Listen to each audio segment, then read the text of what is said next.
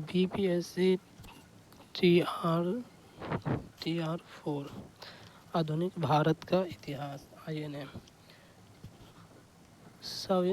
सविनय आज्ञा, गांधी इरविन समझौता एवं गोल मेज सम्मेलन। इनमें से किसने अप्रैल 1930 में वेदार ने सत्याग्रह का आयोजन किया? बी ओ चिदम्बरम पिल्लाई, सी राजगोपालाचारी,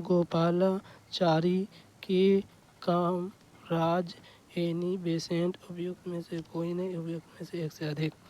इनमें से किसने अप्रैल 1930 में वेदार ने सत्याग्रह का आयोजन किया? सी राजगोपालाचारी।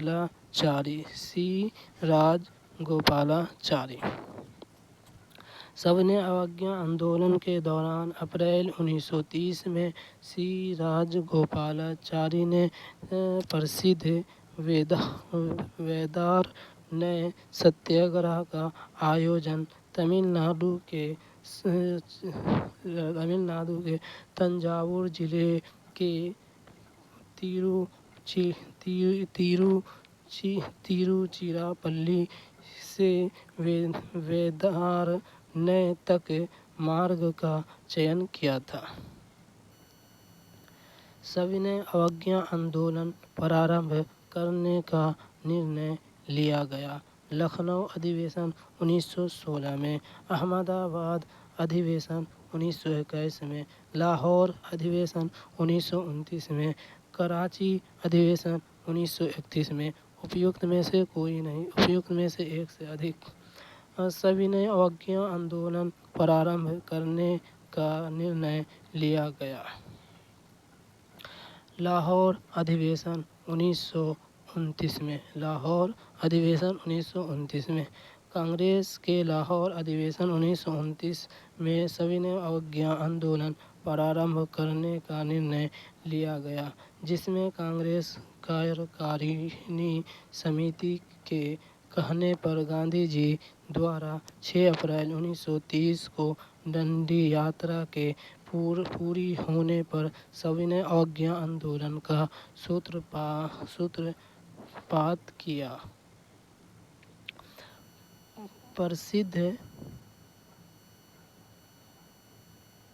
प्रसिद्ध गांधी इरविन समझौता किस वर्ष हुआ था? 1929 ईस्वी, 1930 ईस्वी, 1931 ईस्वी, 1932 ईस्वी। प्रसिद्ध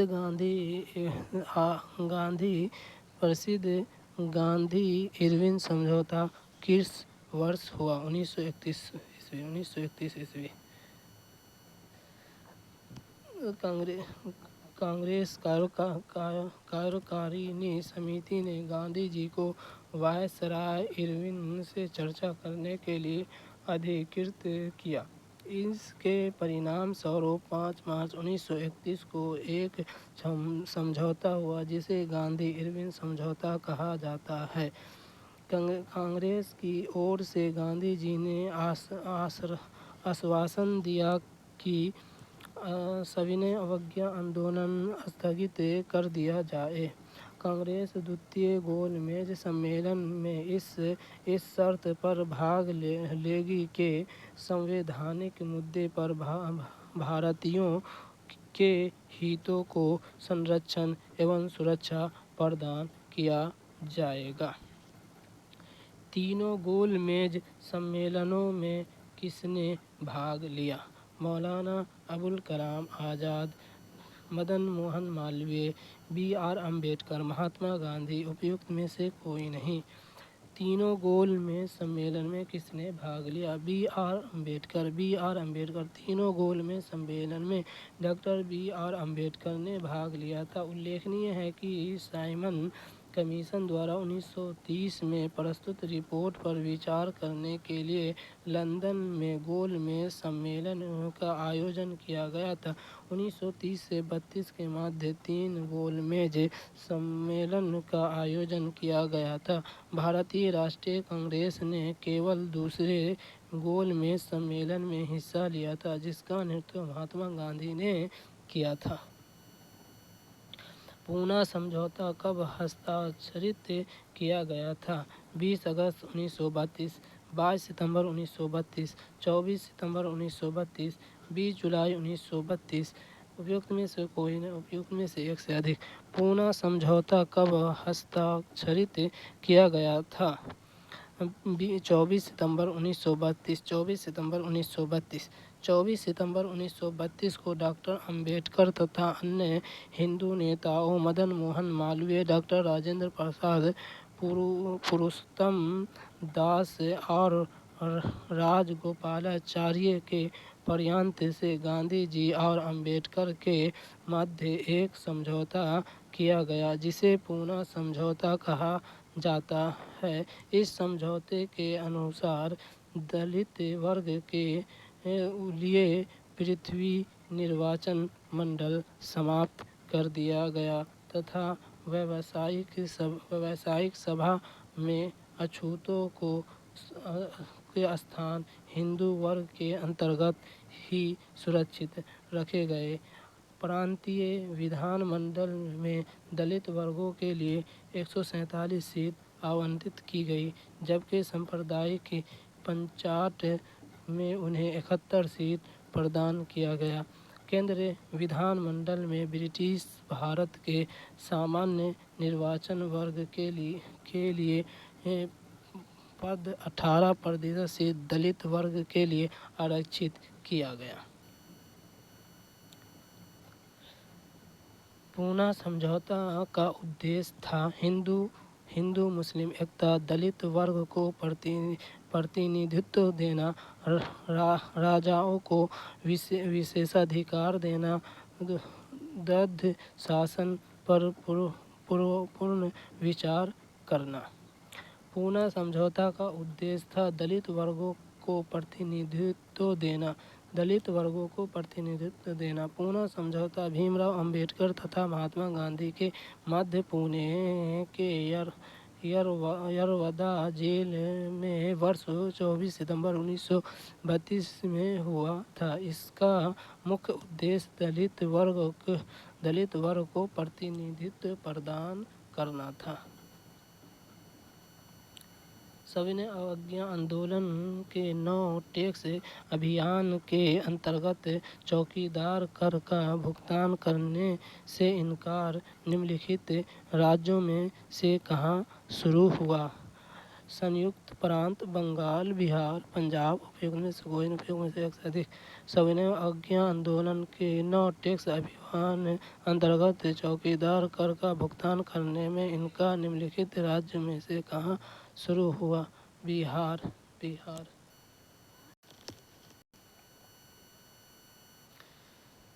6 अप्रैल 1930 ईस्वी को डंडी में गांधी जी ने एक मुट्ठी नमक उठाकर सांकेतिक रूप से नमक कानून तोड़कर सविनय अवज्ञा आंदोलन की शुरुआत की। इस आंदोलन के दौरान पूर्वी भारत बिहार के लोगों ने चौकीदारी कर का भुगतान करने से इनकार कर दिया। इस प्रयास से बिहार के मुंगेर, बेगूसराय, सारण व भागलपुर जिला अत्यधिक सफल रहा। डंडी यात्रा कितने दिन चली? 10 दिन, 20 दिन, 24 दिन, 30 दिन। उपयुक्त में से कोई नहीं, उपयुक्त में से एक से अधिक।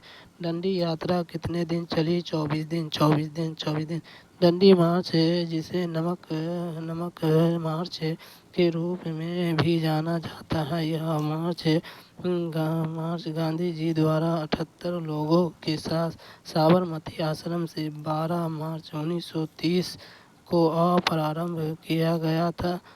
24 दिन की यात्रा के पश्चात 6 अप्रैल 1930 को डंडी पहुंचकर नमक कानून को भंग किया गया।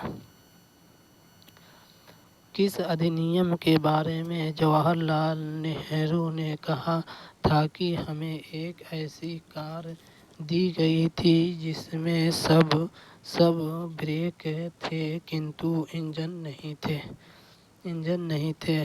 1885 का अधिनियम, 1909 का अधिनियम, 1919 का अधिनियम, 1935 का अधिनियम अधिक।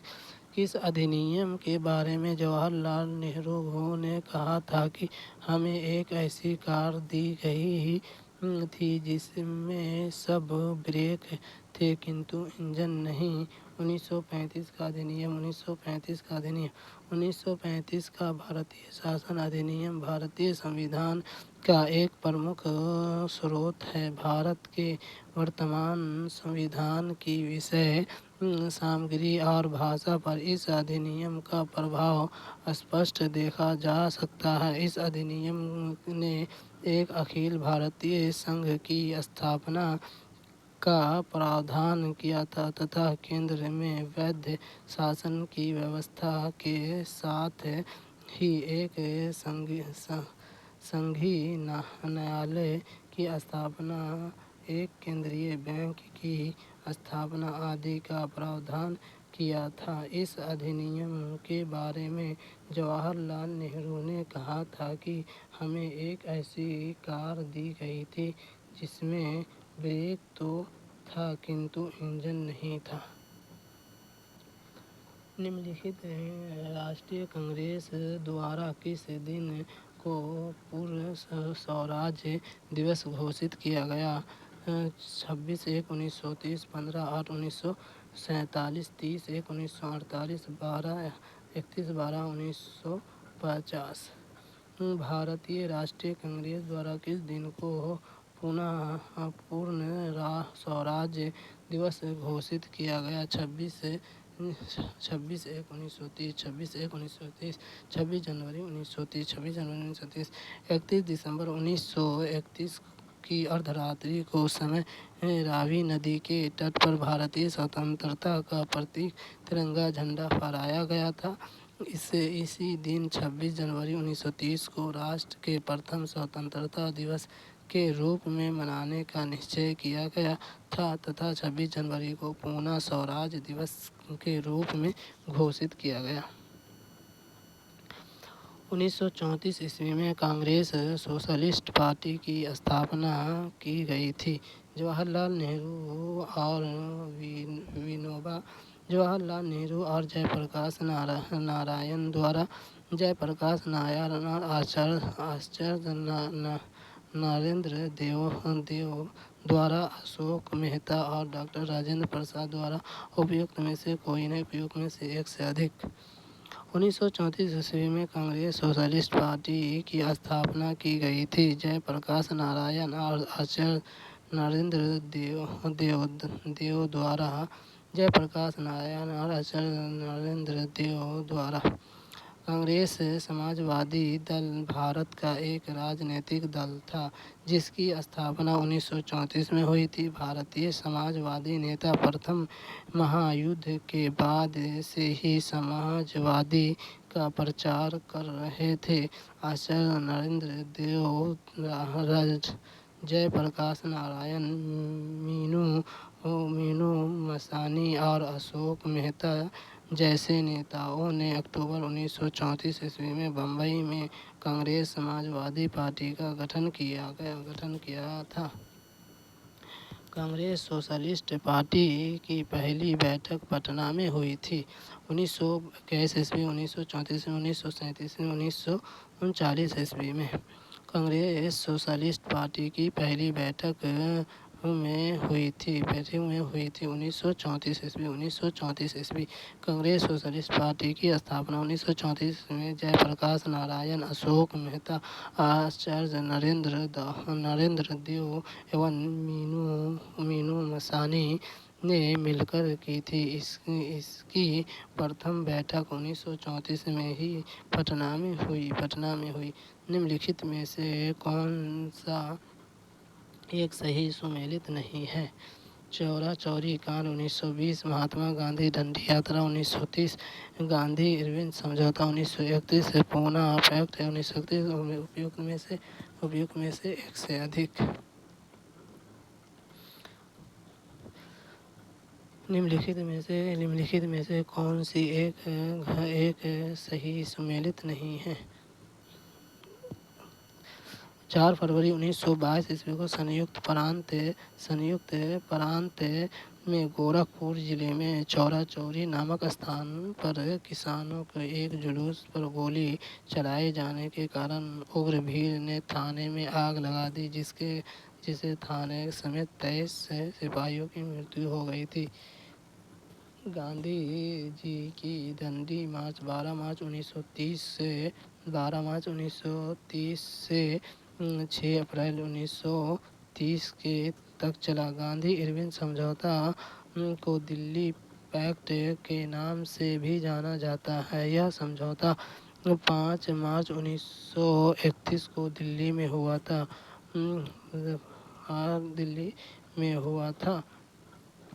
पूना पैक्ट। यह समझौता गांधी जी और अम्बेडकर के मध्य 24 नवंबर 1932 को हुआ था। 24 नवंबर 1932 को हुआ था, इसलिए इसमें दो गलत। गांधी ने सविनय अवज्ञा आंदोलन का आह्वान किया 1930 में, 1932 में, 1933 में, 1935 में। गांधी ने सविनय अवज्ञा आंदोलन का आह्वान किया 1930 में। गांधी ने 12 मार्च 1930 को गुजरात के अहमदाबाद स्थित साबरमती आश्रम से अपने 78 समर्थकों के साथ डंडी के लिए पद यात्रा प्रारंभ की तथा 24 दिनों में 240 मील की पद यात्रा के पश्चात 5 अप्रैल को डंडी पहुंचे। 6 अप्रैल 1930 को गांधी जी ने समुद्र तट पर नमक बनाकर कानून तोड़ा। यहीं से सविनय अवज्ञा आंदोलन की शुरुआत हुई। इसके तहत निम्न कार्यक्रम किए गए। गांव में नमक कानून तोड़ा गया। 2 छात्र सरकारी स्कूल और कर्मचारी सरकारी दफ्तर छोड़ दिए। 3 विदेशी कपड़ों को जलाया गया। 5 सरकारी सेवाओं, शिक्षा केंद्र एवं उपाधियों का बहिष्कार किया गया।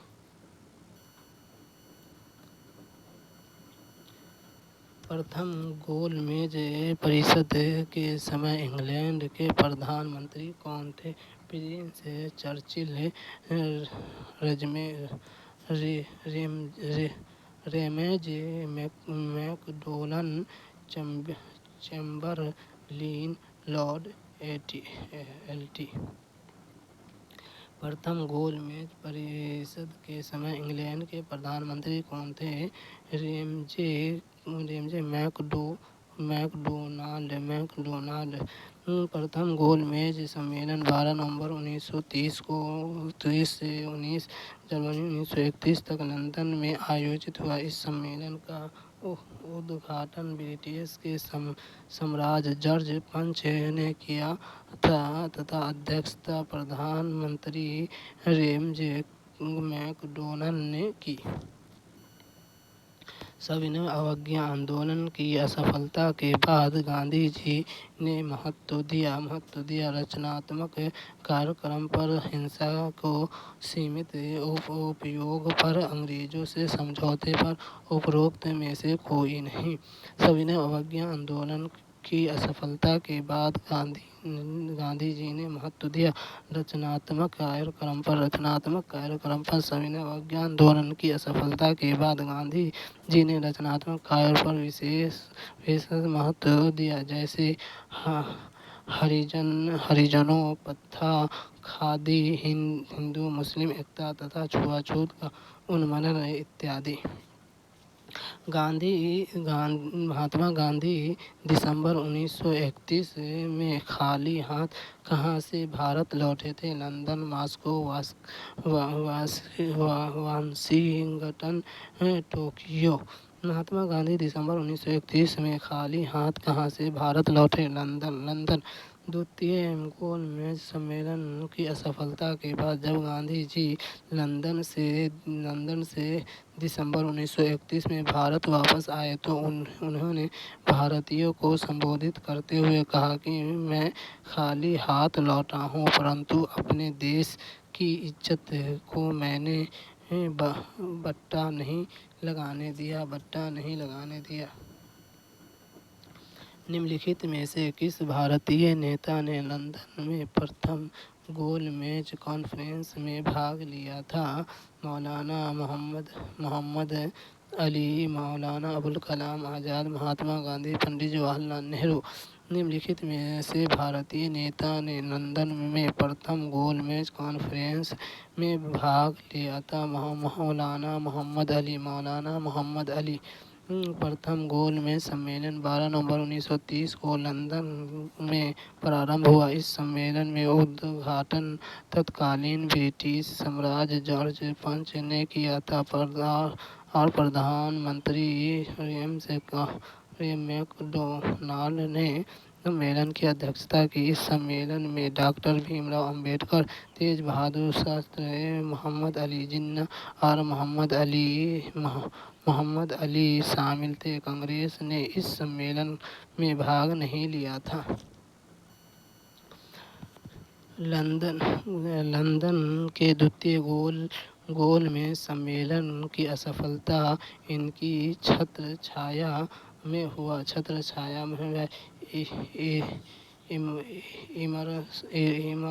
इमर्सन गांधी समझौता, हॉले गांधी समझौता, इरविन गांधी समझौता, गांधी साइमन समझौता। लंदन में द्वितीय गोलमेज सम्मेलन की असफलता इनकी छत्रछाया में हुआ। इरविन गांधी समझौता। गांधी जी और लॉर्ड इरविन के बीच 5 मार्च 1931 को एक समझौता हुआ। इरविन ने महात्मा गांधी को कुछ आश्वासन दिए, जिसे सभी राजनीतिक बंदियों को तत्काल रिहा कर दिया जाएगा। आंदोलन के बाद जब्त संपत्ति उनके स्वामियों को वापस कर दिया जाएगा। कांग्रेस ने दूसरे गोलमेज सम्मेलन में भाग लेने की स्वीकृति दे दी। दूसरा गोलमेज सम्मेलन 7 सितंबर 1931 से 1 दिसंबर 1931 ईस्वी तक चला। कांग्रेस के एकमात्र प्रतिनिधि महात्मा गांधी थे। सम्मेलन के समक्ष मुख्य मुद्दा संघीय ढांचों तक अल्पसंख्यकों के हितों की रक्षा करना था। सम्मेलन में सर्वाधिक विद्वान अल्पसंख्यक के हितों के प्रश्न पर हुआ। सन 1930 में कांग्रेस के सविनय अवज्ञा आंदोलन इतना सफल हुआ कि निम्नलिखित शहरों में से एक में अंग्रेजी राज्य को चिन्हित कई महीनों तक गायब से हो गए थे। पटना, साहिबगंज, बडही, मुजफ्फरपुर।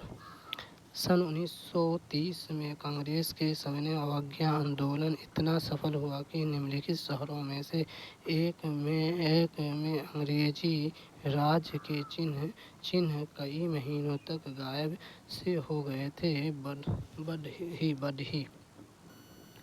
बडही।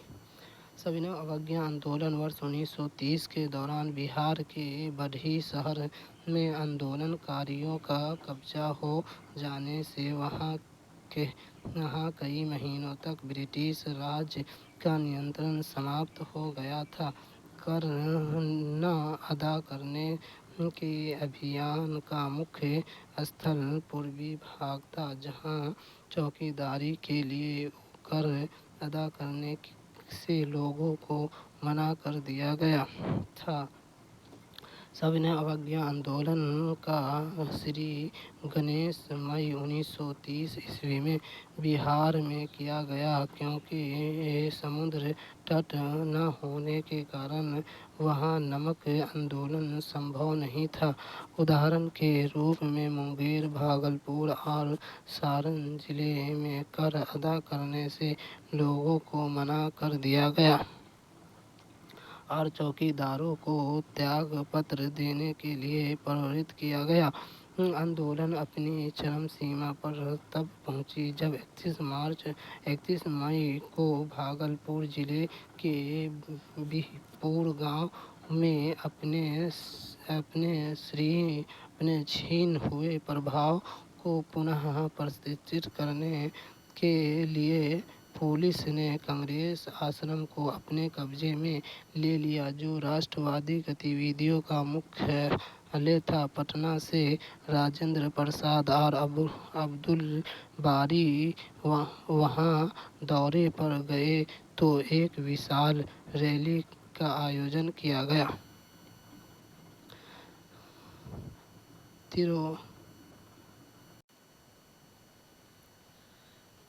तिरुवानकोर में कांग्रेस ने तिरुवानकोर राज्य के जिस दीवान की स्वैच्छाचारी सरकार के विरुद्ध सविनय अवज्ञा आंदोलन आरंभ किया था, वे थे सी.पी.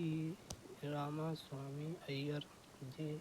कृष्ण स्वामी, पी.के. परिवार, भास्कर नायक। तरानकोर के कांग्रेस के तरानकोर राज्य के जिस दीवान की स्वैच्छाचारी सरकार के विरुद्ध सविनय अवज्ञा आंदोलन आरंभ किया था, वे है सी.पी. रामास्वामी अय्यर। सी.पी. रामास्वामी अय्यर तिरुवानकोर के स्वैच्छाचारी दीवानी सी.पी. रामास्वामी अय्यर के विरुद्ध कांग्रेस ने सविनय अवज्ञा आंदोलन शुरू किया था।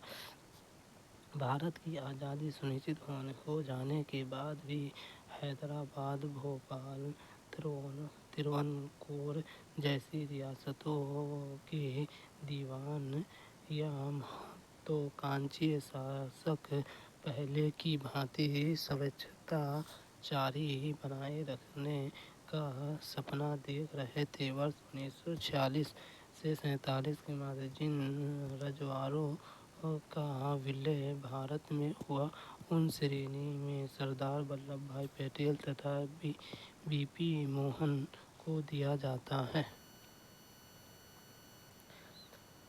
गांधी-इरविन समझौते के हस्ताक्षरित होने में किसने महत्वपूर्ण भूमिका निभाई? मोतीलाल नेहरू, मदन मोहन मालवीय, तेज बहादुर सप्रू, चिंता मलिक। गांधी-इरविन समझौते के हस्ताक्षरित होने में किसने महत्वपूर्ण भूमिका निभाई? तेज बहादुर सप्रू। गांधी द्वारा चलाया गया सविनय अवज्ञा आंदोलन के कारण देश चारों ओर सरकार विरोधी प्रदर्शन की बाढ़ आ गई। इसलिए वायसराय इरविन ने तेज बहादुर सप्रू तथा एम.आर. जयकर को कांग्रेस के सरकार के मध्य शांति स्थापित करने की संभावनाओं का पता लगाने के लिए कहा। इसी उद्देश्य के लिए जवाहरलाल नेहरू तथा मोतीलाल नेहरू को गांधी जी से मिलने के लिए यरवदा जेल भेजा गया, जिससे वे लोग गांधी जी के साथ समझौते के ऊपर विचार विमर्श कर सके। व्यापक विचार विमर्श के बाद कांग्रेस कार्यकारियों ने गांधी जी को वायसराय से बातचीत आरंभ करने की अधिकृत किया। इस प्रकार गांधी जी और इरविन ने इरविन ने 5 मार्च 1931 को समझौता किया। इस समझौते गांधी जी लंदन में आयोजित द्वितीय गोलमेज में कांग्रेस का नेतृत्व किया। निम्नलिखित में से कौन सा गोलमेज सम्मेलन 1932 में हुआ था? पहला, दूसरा, तीसरा, चौथा। निम्नलिखित में से कौन सा गोलमेज सम्मेलन 1932 में हुआ था? तीसरा। साइमन आयोग की रिपोर्ट पर विचार हो तो लंदन में कुल 3 गोलमेज सम्मेलन आयोजित किए गए, जिसमें प्रथम गोलमेज सम्मेलन 12 नवंबर 1930 से 19 जनवरी 1931 तक, द्वितीय गोलमेज सम्मेलन 7 सितंबर 1931 से 1 सितंबर 1931 तक तथा तृतीय गोलमेज सम्मेलन 17 नवंबर 1932 से 24 दिसंबर 1932 तक चला। 1929 में खुदाई खिदमतगार को किसने संगठित किया? अबुल गफ्फार खां, अली बंधु अंसारी बंधु, मौलाना अबुल कलाम आज़ाद, उपयुक्त में से कोई, उपयुक्त में से एक से अधिक। 1929 में खुदाई खिदमतगार को किसने संगठित किया? अब्दुल गफ्फार खान।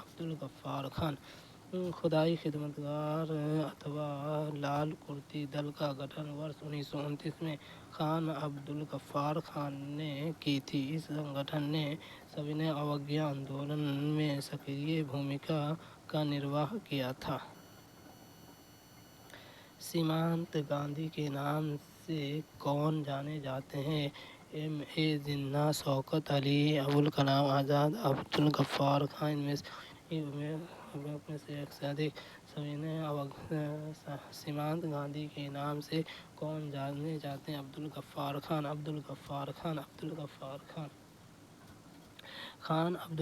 खान, जिन्हें बच्चा खान के नाम से भी जाना जाता है, वह एक पश्तून स्वतंत्रता कार्यकर्ता थे। इन्होंने भारत में ब्रिटिश राज के शासन को समाप्त करने के लिए अभियान चलाया था। शांतिवाद का पालन और महात्मा गांधी से घनिष्ठ संबंध के लिए उन्हें सीमांत गांधी के नाम से जाना जाता था। गांधी जी के नमक सत्याग्रह का एकमात्र उद्देश्य क्या था? नमक कानून को निरस्त करना, सरकार को सत्ता की कटौती, आम लोगों के लिए आर्थिक राहत, भारत के लिए पुनः स्वराज। उपयुक्त में से कोई नहीं, उपयुक्त में से एक से अधिक। गांधी जी का नमक सत्याग्रह एकमात्र उद्देश्य क्या था? नमक कानून का निरस्त करना, सरकार की सत्ता की कटौती, आम लोगों के लिए आर्थिक राहत, भारत के लिए पूर्ण स्वराज। उपयुक्त में से एक से अधिक। सविनय अवज्ञा आंदोलन का प्रस्ताव दिसंबर 1929 में लाहौर में कांग्रेस के अधिवेशन में पारित हुआ, जिसके अध्यक्ष पंडित जवाहरलाल नेहरू थे। इस अधिवेशन में पूर्ण स्वराज का प्रस्ताव भी पारित हुआ और 26 जनवरी को संविधान दिवस मनाने का फैसला हुआ। कांग्रेस के नेताओं द्वारा प्रांतीय विधायिका से त्याग पत्र दिए गए। उधर गुजरात में नमक कानून के विरुद्ध सत्याग्रह आरंभ हुआ। 12 मार्च 1930 को गांधी जी की डंडी यात्रा आरंभ हुई और 6 अप्रैल को उन्होंने नमक कानून का उल्लंघन कर सत्याग्रह आरंभ किया।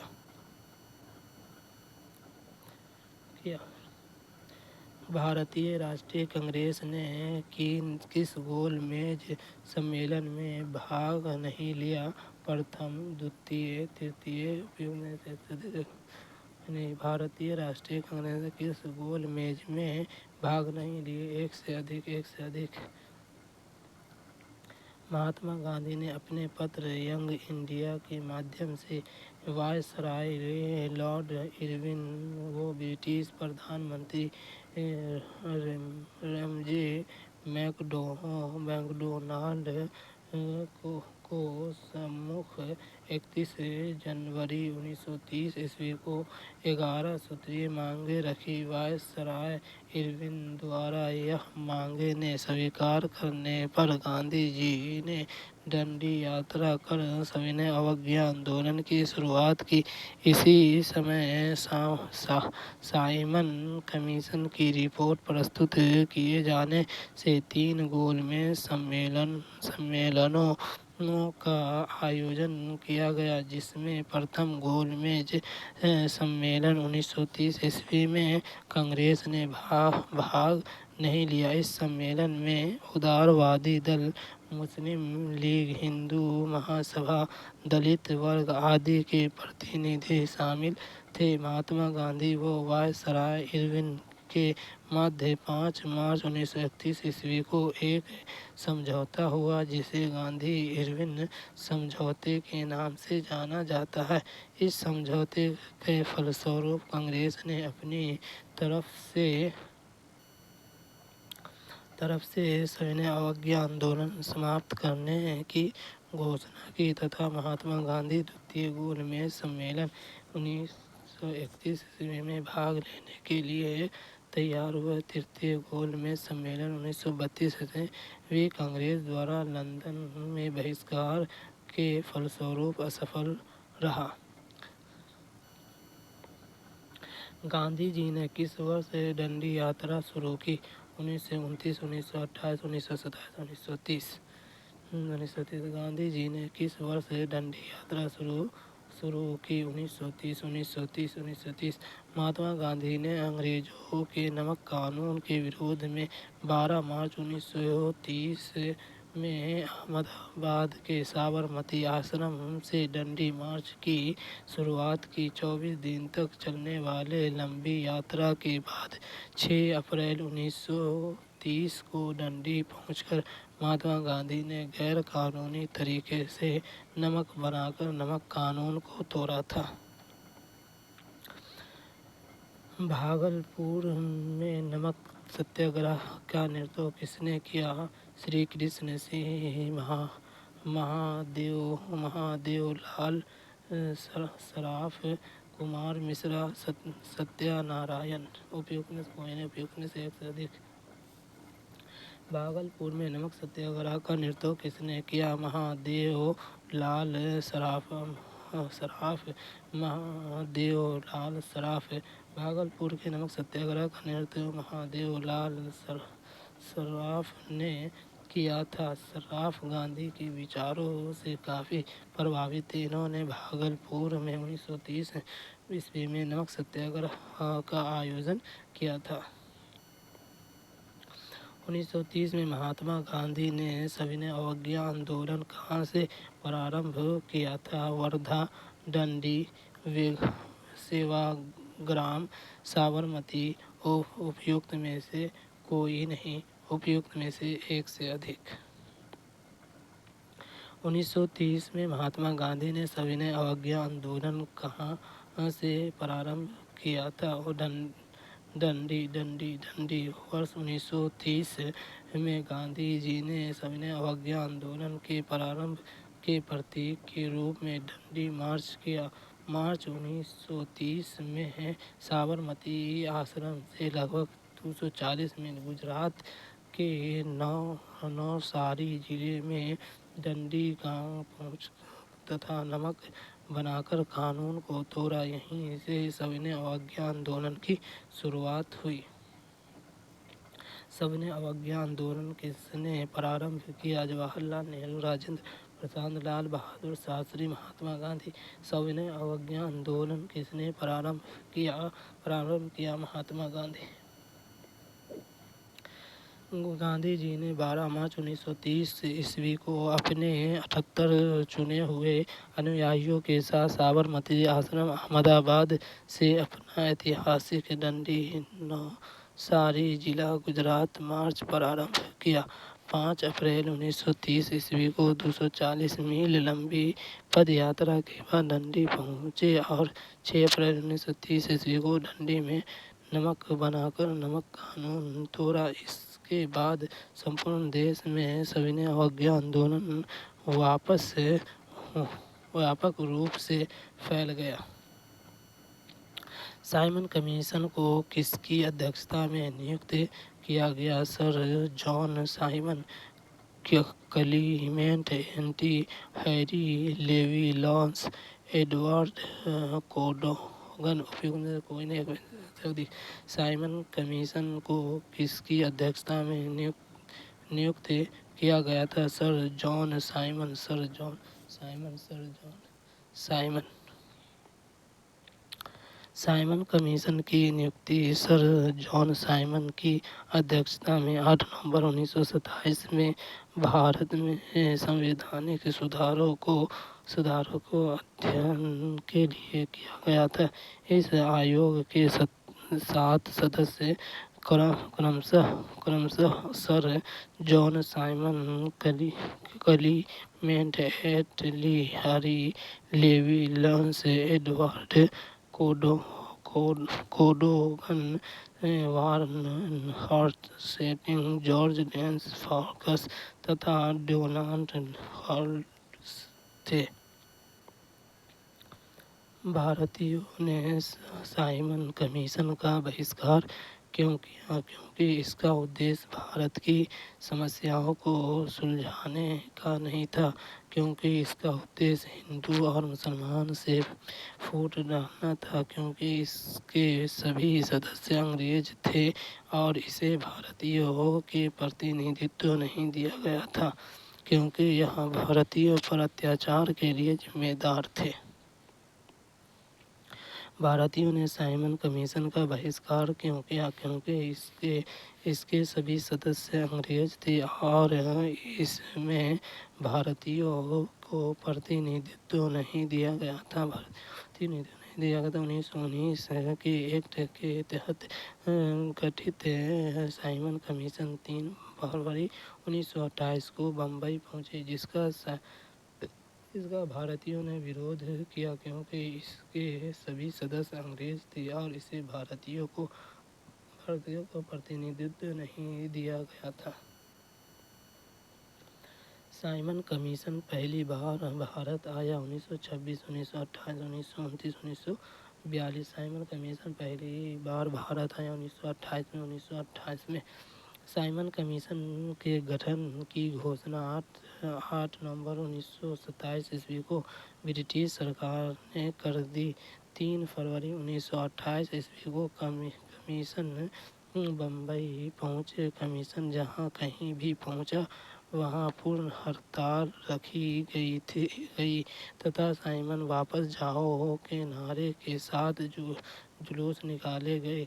साइमन कमीशन के विरोध के दौरान ही लाला लाजपत राय के सिर पर चोट लगी और इस कारण उनकी मृत्यु हुई। द्वितीय गोलमेज सम्मेलन किस प्रश्न पर असफल रहा? सांप्रदायिक प्रतिनिधित्व, डोमिनियन स्टेट्स प्रदान करना, सत्ता हस्तांतरण की तिथि, सविनय अवज्ञा, आंदोलन का स्थान। द्वितीय गोलमेज सम्मेलन किस प्रश्न पर असफल रहा? सांप्रदायिक प्रतिनिधि। दूसरा गोलमेज सम्मेलन 1931 सांप्रदायिक नृत्य के प्रश्न पर विफल हो गया। ब्रिटिश प्रधानमंत्री जेम्स मैक्डोनाल्ड ने यह घोषणा की थी कि यदि कोई स्वर सम्मेलन समाधान प्रस्तुत नहीं किया गया तो ब्रिटिश सरकार को अपनी काम चलाओ योजना समाप्त करनी होगी, क्योंकि इस तरह की कोई योजना प्रस्तुत नहीं की गई। अतः 6 अगस्त 1932 को मैकडोनाल्ड ने अपने निर्णय की घोषणा की, जिसे सांप्रदायिक निर्णय या मैकडोनाल्ड निर्णय कहते हैं। बेगूसराय में चौकीदार कर के विरुद्ध आंदोलन एक हिस्सा था। असहयोग आंदोलन का, सविनय अवज्ञा आंदोलन का, भारत छोड़ो आंदोलन का। खिलाफत आंदोलन का बेगूसराय में चौकीदार कर के विरोध आंदोलन का एक हिस्सा था। सविनय अवज्ञा आंदोलन का सविनय अवज्ञा आंदोलन का सविनय सविनय अवज्ञा आंदोलन का सविनय अवज्ञा आंदोलन के समय जब देश के समुद्र के तटवर्ती लोग नमक बनाकर अपना विरोध प्रकट कर रहे थे, तो बिहार के लोगों ने अपना विरोध व्यक्त करने के लिए चौकीदारों को कर देना बंद कर दिया। बिहार के पास कोई समुद्र तट न होने के कारण सविनय अवज्ञा आंदोलन के समय नमक बनाना संभव नहीं था, जिसके परिणाम स्वरूप यहाँ की जनता ने चौकीदार कर के विरुद्ध अपना आक्रोश व्यक्त कर आंदोलन में अपनी भागीदारी दर्ज कराई। सांप्रदायिक अवार्ड एवं पूना पैक्ट में क्रमशः दलित वर्ग के लिए कितनी सीटें थीं? क्रमशः 74 से 79, 71 से 147, 78 से 80, 78 से 69। सांप्रदायिक अवार्ड एवं पूना पैक्ट में क्रमशः दलित वर्ग के लिए कितनी सीटें दी गई थी? 71 से 147, 147। द्वितीय गोलमेज सम्मेलन में विभिन्न संप्रदाय एवं दलित वर्ग के लिए पृथक निर्वाचन मंडल के विषय में कोई सहमति नहीं हो सकी थी, अतः सम्मेलन ने इस समस्या को निदान हेतु ब्रिटिश प्रधानमंत्री रेजर मैकडोनाल्ड को प्राधिकृत किया था।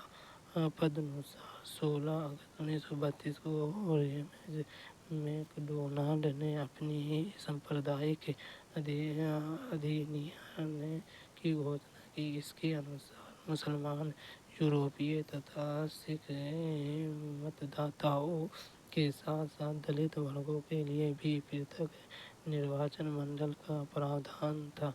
इसके विरोध में गांधी जी ने आमरण अनशन प्रारंभ कर दिया। मदन मोहन मालवीय ने अम्बेडकर सहित विभिन्न जातियों एवं राजनीतिक दलों का एक सम्मेलन बुलाया, जिसमें अंततः 24 सितंबर 1932 को पूना समझौता हुआ। इसके अनुसार विभिन्न प्रांतीय विधान मंडल को दलित वर्गों के लिए 147 सीटें आरक्षित की गई, जबकि सांप्रदायिक अधिनियम में केवल 71 सीटें की ही व्यवस्था की गई थी। दूसरे केंद्रीय विधान मंडल में 18% सीटें दलित वर्ग के लिए वृद्धि की गई। अगस्त 1932 के रेमजे मैकडोनाल्ड के सांप्रदायिक पंचायत के द्वारा पहली बार एक पृथक निर्वाचन समूह बनाया गया। मुसलमानों के लिए, भारतीय ईसाइयों के लिए, एंग्लो इंडियन के लिए उपयुक्त में से अछूतों के लिए।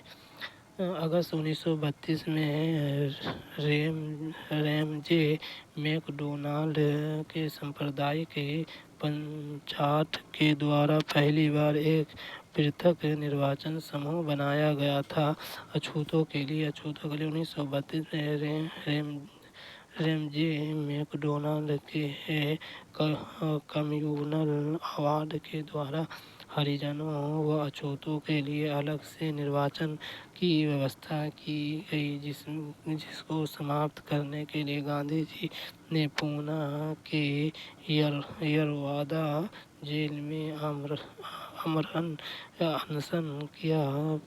तत्पश्चात गांधी जी और अम्बेडकर के बीच 24 सितंबर 1932 को इस समझौता हुई। इस पर ब्रिटिश सरकार ने अपनी स्वीकृति दी। नौखली काल में महात्मा गांधी के सचिव कौन थे? सचिव कौन थे? निर्मल कुमार बोस, महादेव देसाई, प्यारे लाल वल्लभ भाई पटेल। नौखली काल में महात्मा गांधी के सचिव कौन थे? प्यारेलाल नौखाली बंगाल के सांप्रदायिक दंगे के समय महात्मा गांधी के सचिव प्यारेलाल थे। इन्होंने डंडी मार्च में भी महत्वपूर्ण भूमिका निभाई थी।